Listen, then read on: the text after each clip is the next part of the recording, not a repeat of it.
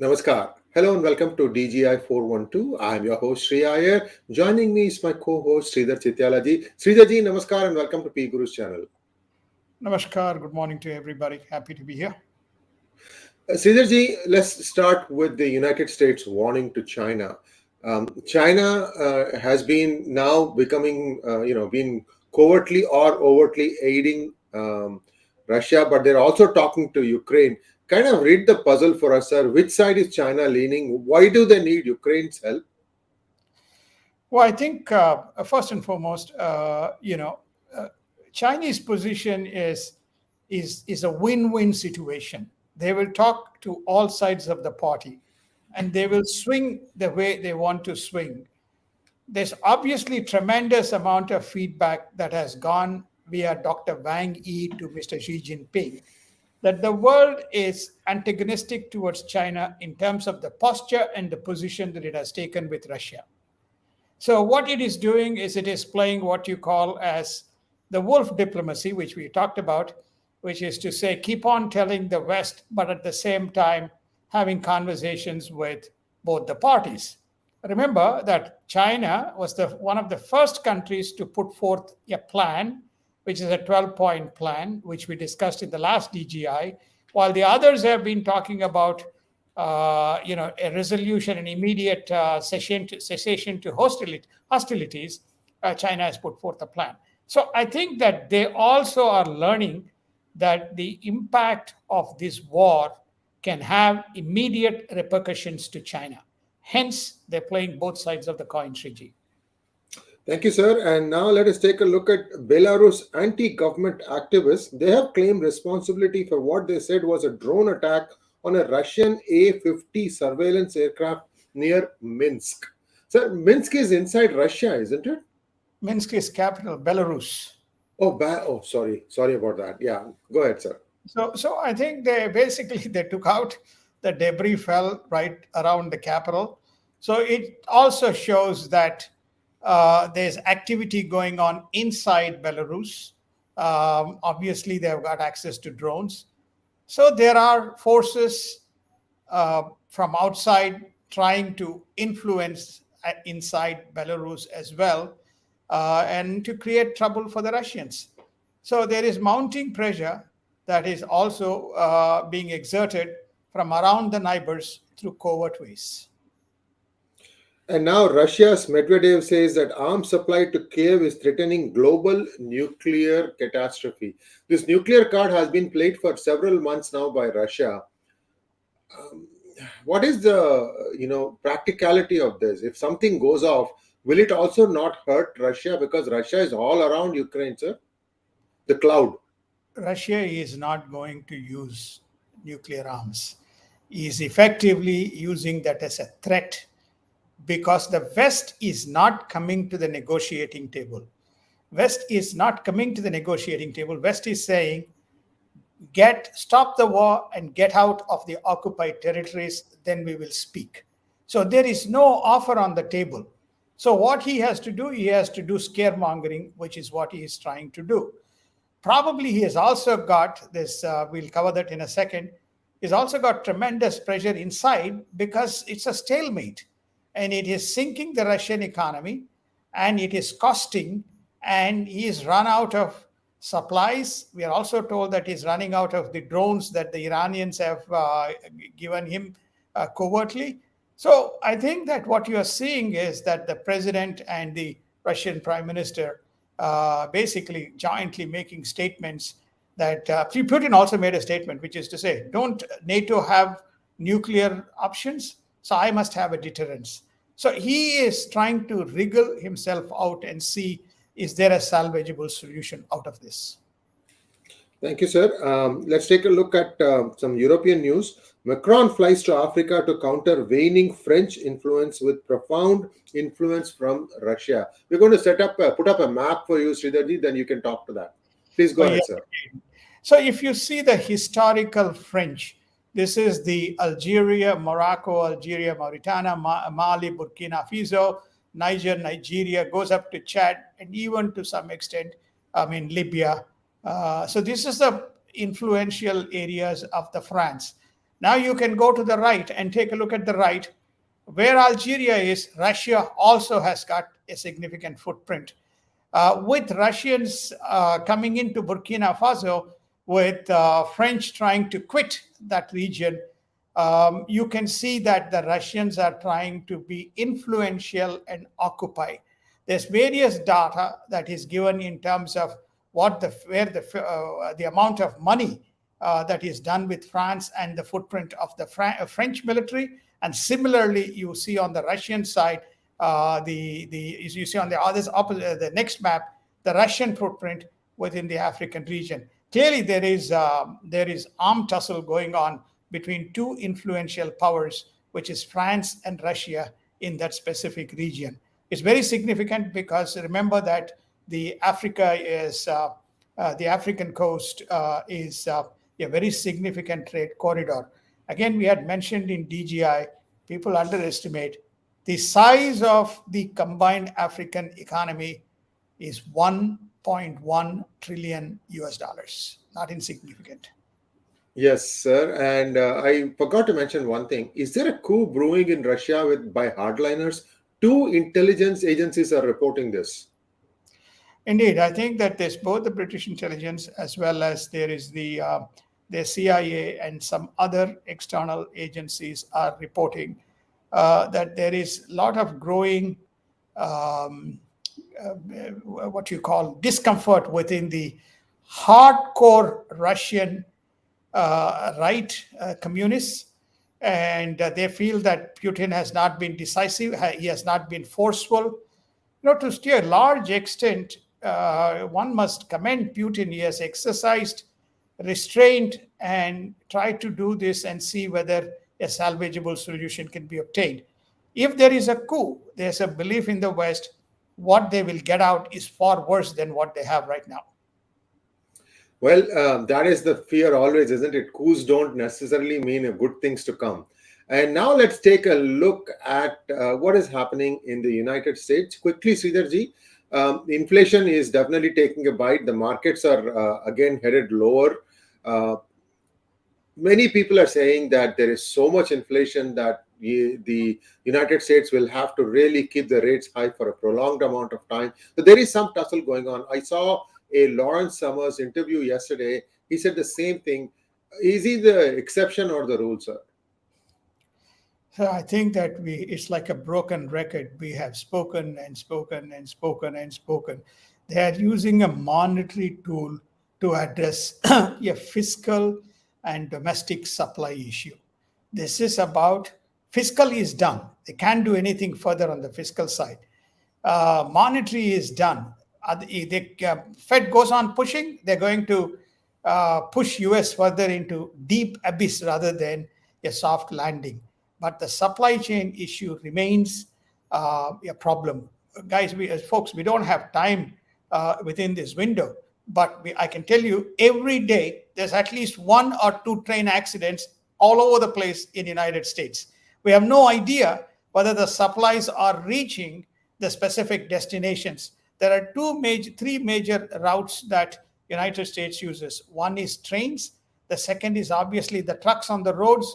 And the third is the barges in major river systems. And I think we covered one of the barges, which is Mississippi, how some of that has got slushes and has not been redone. Infrastructure is one of the areas which United States has deeply neglected.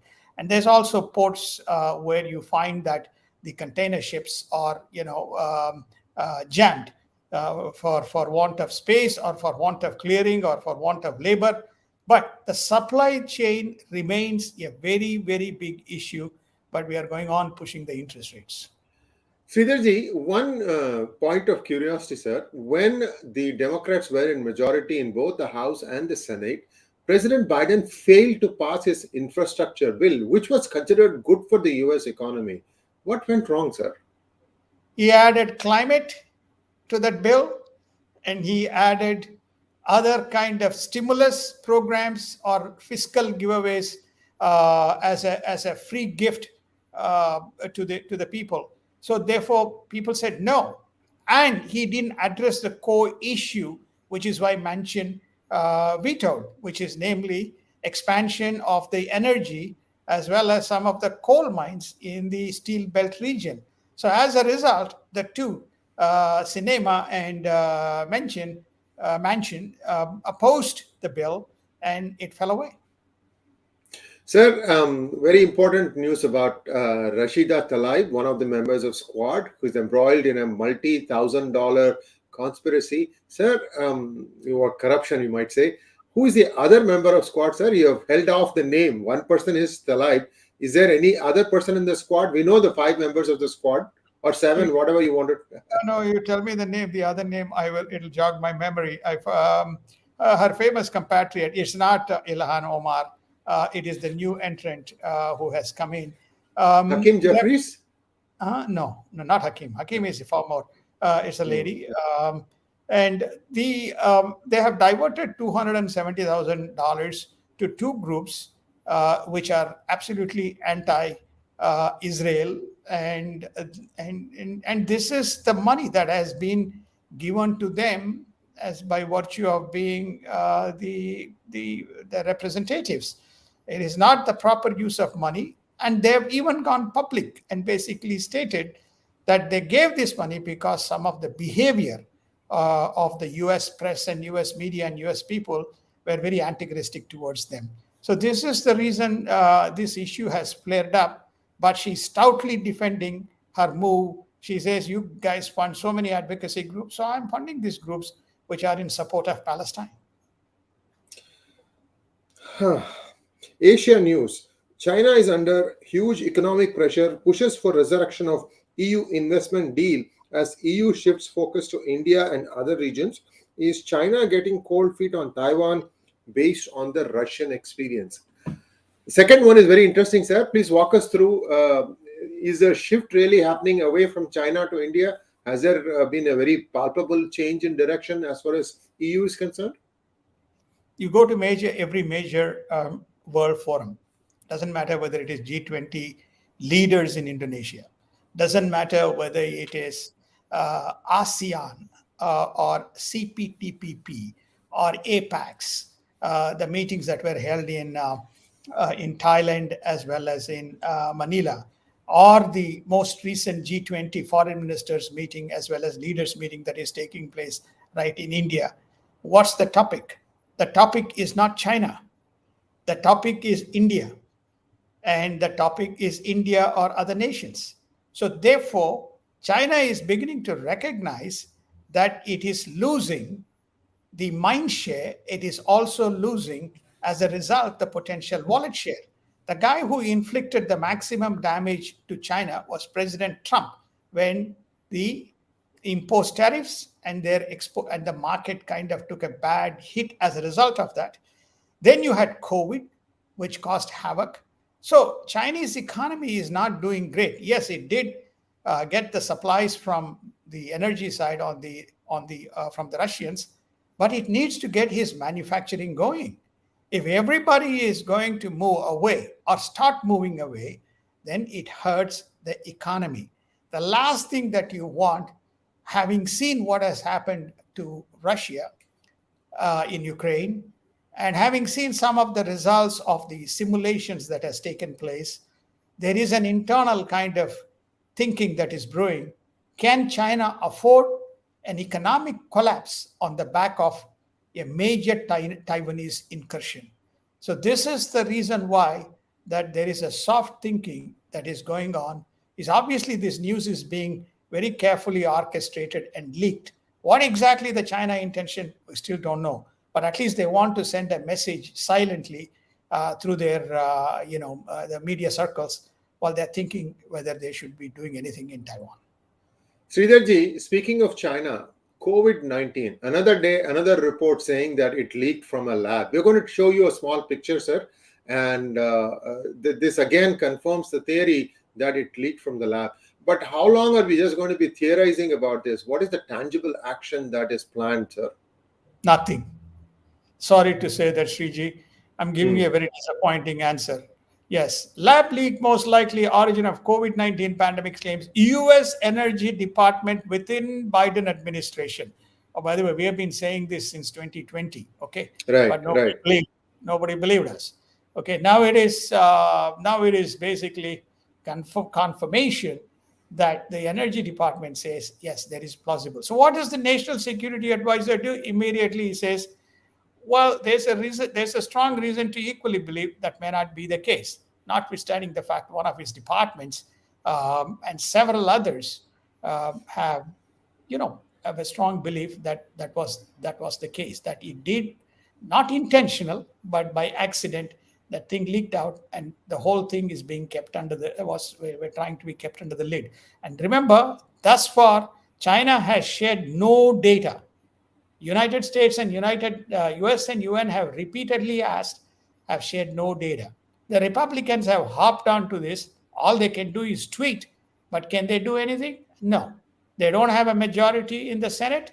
If they call for an inquiry in the House, DOJ can delay for another 12 to 14 months and stall the process. So we don't expect any outcome, and the world is fed up of COVID, having suffered every way, other way that one can think of. I think we'll move on, Sriji. Sir, honestly, as a concerned American citizen, I think that the 300 labs that US has funding across the world, all of them need to be shut down, sir, because this kind of a leak can happen anywhere else also. They don't have these labs inside the United States, but they have them all over outside. That needs to be shut down, number one. Number two, speaking of Senate majority, what is with Fetterman, sir? This guy is almost clinically dead, they are saying, and the Democrats don't want to announce that he is passed, and because till August 18 they have to wait for the Democrats to get the majority required, because they're afraid that in Pennsylvania it will flip to Republicans. Ergo, they will lose the majority in Senate. What's going on, sir? It's politics, Sriji. Majority matters in the Senate, because if they lose majority in the Senate, the whole Biden administration and the Democratic agenda is gone to the tubes. So therefore, they will do anything and everything possible, even if truth takes a backseat, Sriji. Sridharji, Fetterman's wife is doing all kinds of appearances now. Is as if, saying that in case, just in case something happens, she's going to be the successor. I don't know what is going on, sir, but I think, in my opinion, United States should be the last country giving democratic advice to other countries. We have to clean house internally before we can preach to others. You have to practice. That is my 2 cents, sir. Now let's take a look at what is happening further in Asia. The chip industry has doubled down on Singapore as the production hub to diversify supply chains to mitigate risk. Taiwan hosts Fab 4 meeting that includes US, Japan, and South Korea to diversify and expand chip production. So 6-8 months ago, we had this talk about all the chip fabs being moved to United States. For example, TSMC was going to build 3 or 4 fabs. Now, I don't think Singapore has fabs. I don't think. They have manufacturing powerhouse there, but then they became too expensive, which is why they got into high finance, and the thing continued in China. I mean, I'm talking about 90s. They used to have these disk drives used to manufacture in Singapore, but now all that stuff had moved to China. So I don't know if that reversal is possible, Sridharji. Please let us straight. Well, I think that there is it Applied Materials, Global Foundries, the French Ciotech? They all have. Sir, they are headquartered there, sir. That doesn't mean the head count is there. No, let me complete, Sriji. Then you can come after me. Then Global Foundries is a 5 billion foundry, sir. 5 billion. I understand, sir. I understand. They are headquartered there for tax purposes. No. 5 billion foundry, not headquarters. Okay. So remember, once upon a time, Motorola and Intel had footprint in Penang and Singapore. Penang, yes. Yeah. When you go back to the 80s and the 90s. So Singapore does have a fab. They have $5 billion, at least 2 of them. One is 5 and one is $3 billion factories, rapidly built. And Singaporeans are second to none in terms of their execution is concerned. Probably best practices India may have to learn and take it away. There's actually a corridor where you see this the fab establishments that are going there. Yep. Sir, Singapore Times, I can see Straight Times tomorrow headline. Sridhar Chityala praises Singapore. Let's move on. So you saw your comment. Global Foundries has a fab in Singapore. He is correct. That's what we said. And lastly, about other world news, Chancellor Olaf Scholz promises Indian techies to relax visa rules and ask them to work in Germany. So this was something that 25 years was proposed. 25 years ago, it was proposed. And then one of the opposition leaders in Germany said something about Inde, something like that, and they stopped it. If they had done that, they could have had the solution to their workforce problems, sir. Indeed, indeed. So just if I can get your permission to go back, the Fab 4 is the semiconductor fabrication comprising of 4 countries, Taiwan in the lead, United States, Japan, and Korea collaborating to locate the units around the world in a collaborative fashion. So they were waiting. The first meeting was held. Yes, United States will have 2, but I think they're trying to collaborate and locate in other parts of the world. It's a very significant development in terms of these are all the things that are worrying China big time, big time. Now coming back to your question on, do you want me to pause for a second or I go to Germany? No. You go to Germany, sir. German Chancellor is in India right now, so we are talking India-Germany work relationship. Please go ahead, sir. No, I think it is very significant because the reason is, again, if you recall, historically, the German tilt was towards from high-end design to fabrication to manufacturing. They were reliant on the Chinese. And there was a very close collaboration between the businesses and the Chinese government and Chinese businesses in terms of augmenting this. It's very interesting that Mr. Scholes has mentioned that he is now prepared to offer long visas to the Indian techies. Remember, Indian techies for time immemorial have been if I have to pick 3 nations, 2 significant nations, Russia and Germany, Indian techies have been working here for a long, long time. And it augurs very well. This was followed by a big meeting that the Prime Minister Modi had with all the business leaders or whosoever was present in the G20, advocating to them that the closer collaboration is needed. So clearly, I think this is a very positive step. I think we had mentioned this as well, that we will begin to see as United States goes increasingly woke and left. And very interesting comment by Elon Musk in today. We won't touch on that right now. But the story is that you can see increasing migration towards East as well as towards Europe. Sir, Israel and Palestine authorities are to meet in Jordan today to diffuse escalating violence. And we have been seeing a couple of Israelis were, I think, killed yesterday. I think there was a strike. And then, of course, Israel is going to vow revenge. This is sudden burst of firing going on, sir. What was the provocation? Benjamin Netanyahu. The Benjamin Netanyahu and the right-wing government means they are going to be very, very forceful in executing. It's a move from the Labour government, which was far more sympathetic. Unfortunately, Naftali Bennett is also right, but the story is he had a coalition, so to a great extent he was marginalized. But anyway, he quit, and so Benjamin Netanyahu has been very, very forceful going into the territories and taking it. Obviously, Iranian and Hezbollah influence, rises as soon as you see a very strong Israeli leader. So now, recognizing that this could become problematic, Egypt and Jordan said it's time we sit down and try to de-escalate this, because the normal Palestinians do not want this. It is these kind of guys who come in and create trouble and create problems. So I think that is why they're sitting down and having a chat, Sriji. A lot of other things are happening in Iran. 3-4 days ago, there was a report that I read where they said that Iran is practically prostrating in front of China. I'm using the words very, very guardedly, sir. And so that's one side. Now Russia has a fighter jet deal with Iran. Iran is saying that it is going to create a shield for Syria. Do you think they have the bandwidth to manage all this? And what about their internal problems? I think it's all distraction, Sriji. One thing we have to say, Iran has been very successful on three fronts. One, their drone technology, which they have supplied, which has been effectively used. And they have also used drones, which we covered last year in a number of DGI programs, targeting the US bases both in Iraq and southern Syria. The second is that they have also been successfully conducting these naval incursions and interceptions. To some extent, it has been repelled, but still they have been able to conduct. That's the second.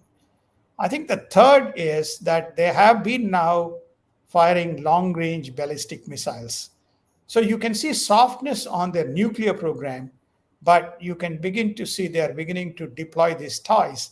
I ask where these long range ballistic missiles are coming from. I'm sure it must be coming from the other side of the Asian water. There's another little guy who is firing these toys into Indo-Pacific. He's probably supplying few of them, obviously with the support of the Chinese.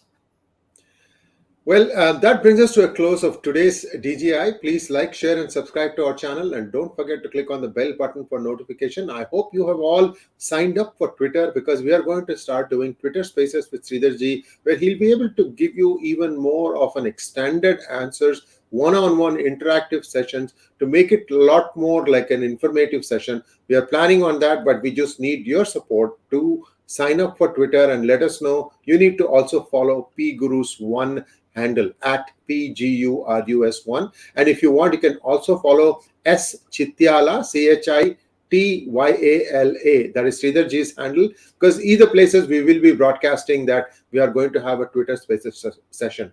Thank you so much, Sridharji, and we'll be back again on Wednesday, same time, same location. And apologies, tonight we are not having Ask Abhijit show. He's not well. He should be hopefully well tomorrow, but not today. So we are going to do something else tonight. So just stay tuned. Thank you very much, Sridharji. Namaskar.